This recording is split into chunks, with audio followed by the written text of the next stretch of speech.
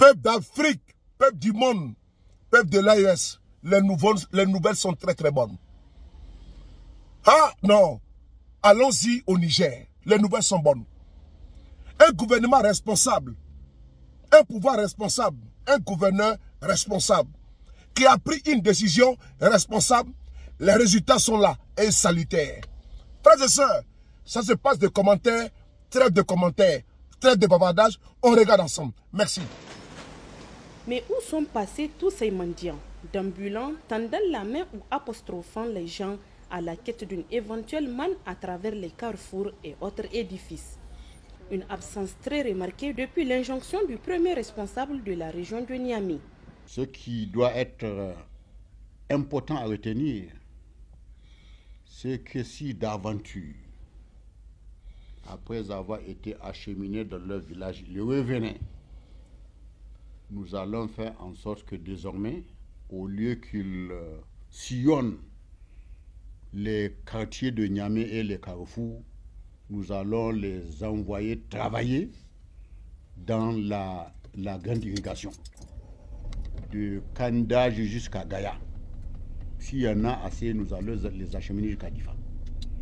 Donc il faut que ceci soit entendu comme dit. S'ils reviennent, ils vont se retrouver dans les rivières de la grande irrigation. Et oui, opération BSBS Bassani Bassabo, autrement dit, sans état d'âme. Car quiconque serait pris en pleine mendicité connaîtra le sort annoncé par le gouverneur. Depuis la prise de cette décision, en toute responsabilité, les lieux de prédilection de ces mendiants sont quasiment drastiques, semblent avoir l'adhésion des populations de Niamey.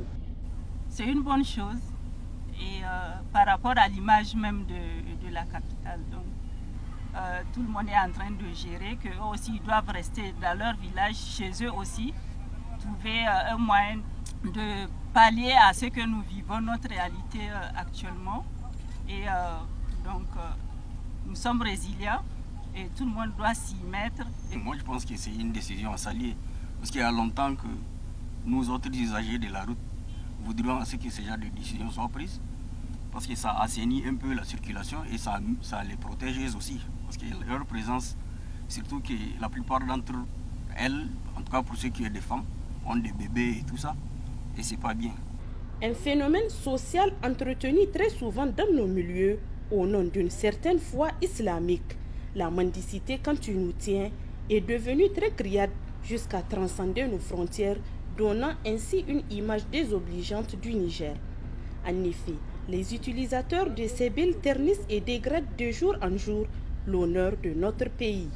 Et de façon générale aussi, quand vous regardez, la plupart des expulsions qui se font de mendiants des autres pays, c'est des Nigériens qu'on ramène. Et ça ternit un peu l'image du pays, voire même qu'on appelle ça stigmatiser tous les autres Nigériens qui sont ailleurs. Donc ce n'est pas bien. Donc la décision qu'ils ont prise là, c'est une très bonne décision qu'ils ont prise. Vous voyez? Je suis en train de voir qu'ils sont en train de les attraper pour mettre dans un bus pour aller au village. Vraiment, c'est très bon quoi. Et la population remercie le président pour sa décision aussi. Moi je pense que ce sont des gens dangereux même.